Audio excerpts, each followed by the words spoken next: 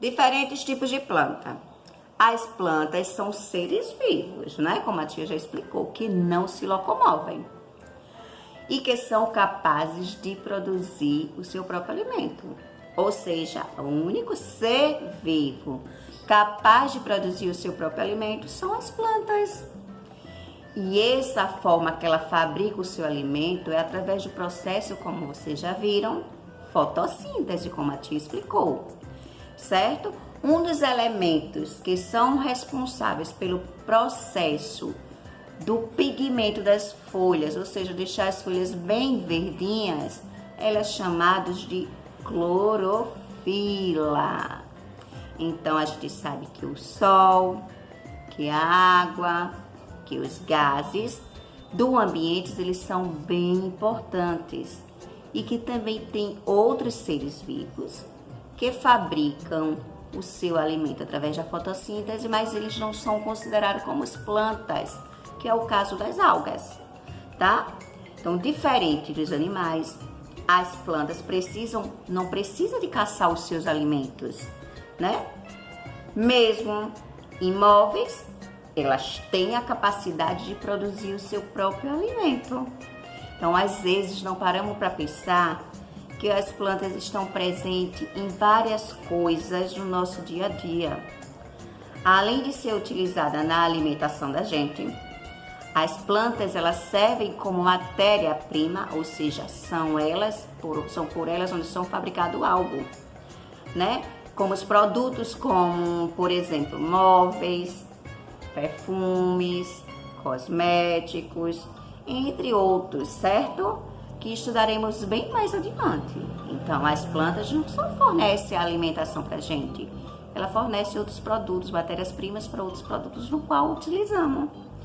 Então, como vimos, as plantas, elas são capazes de produzir o seu próprio alimento e que pode ser aproveitado para muita coisa ela. Quando você passeia, por exemplo, por um jardim, por uma praça, com certeza você deve observar que ali tem plantas de todos os tamanhos, formas, cores e bem diferente de outras, né? Eu acredito que vocês tenham observado isso. Então, a gente também encontra as plantas na natureza em grandes quantidades, como a tia está dizendo, e temos árvores enormes, como também temos plantas que é somente rasteiras, aquela que é só pelo chão, ou seja, o que cresce só próximo ao solo, ela não se desenvolve alto, é o que a gente chama de planta rasteira. Então, plantas como as flores, que produzem frutos, né? Elas têm plantas também que não têm frutos, certo?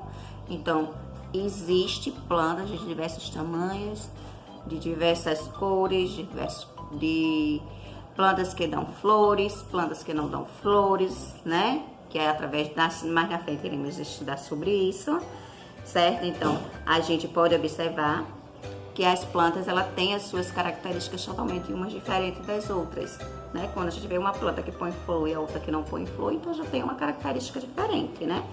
E a gente sabe que tem aquelas plantas que é rasteirinha, por exemplo, como o capim, né?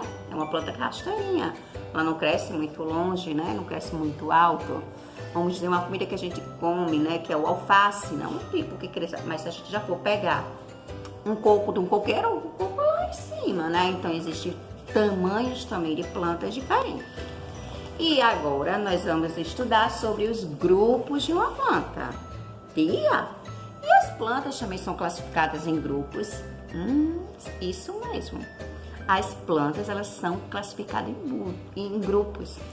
E vocês sabiam que tem uma ciência que é responsável por estudar as plantas? E o nome dessa ciência é a botânica. Então, quando vocês ouvirem falar o nome botânica, é a ciência que é responsável pelo estudo somente das plantas. Então, há 4 grupos diferentes de plantas. Existem características fáceis de a gente observarem e vai percebermos quais são esses grupos.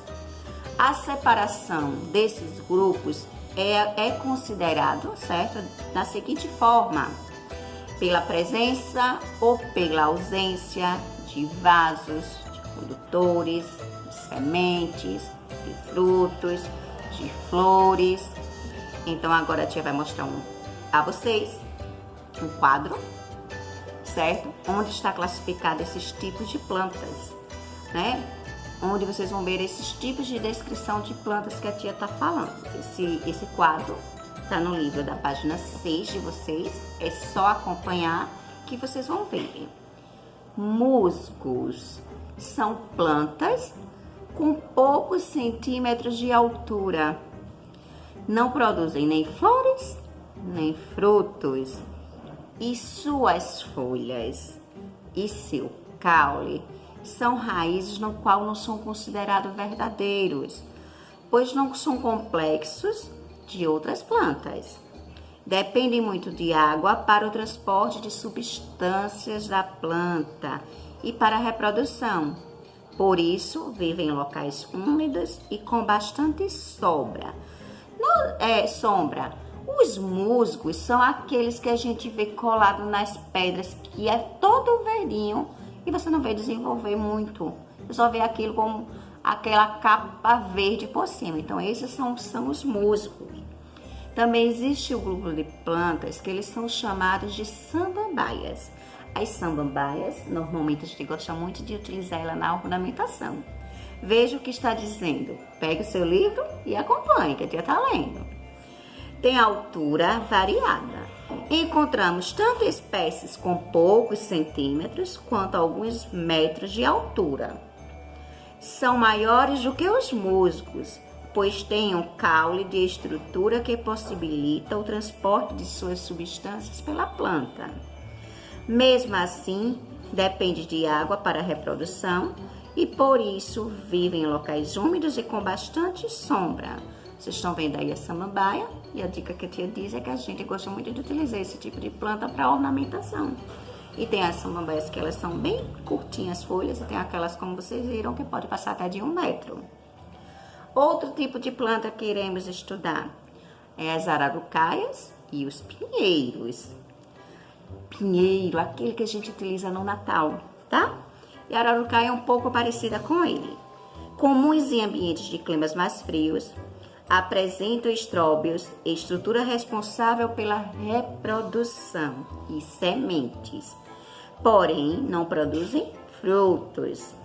É um grupo de plantas que pode ser representado pelos pinheiros, como nas fotos muitos dos utilizados no Natal, e também pelas ararucaias. Ararucaias têm pinhas, aquele que a gente também bota uma decoraçãozinha no Natal, né? Nas árvores de Natal, aquelas pinhas interessantes, que são estruturas cheias de sementes conhecidas como pinhões. Então, este é o terceiro tipo de grupos de plantas que estamos vendo. E existe as laranjeiras, né? Então, a gente viu o primeiro tipo de planta, vimos o segundo, vimos o terceiro. Todos esses, né? O primeiro e o segundo, eles não dão flores, eles não dão frutos, né? Já quando a gente parte para o terceiro grupo, tem os como é que se diz, que eu tinha esquecido o nome dele, os ararucaias, que eles dão aquele fruto que são pinhões, né? Pinhas. E laranjeiras são aqueles tipos de plantas, né? Como a gente vê com muita facilidade, onde se dão frutos, que são as plantas frutíferas, né? Que ficam nos pomares, né? Que a gente utiliza muito.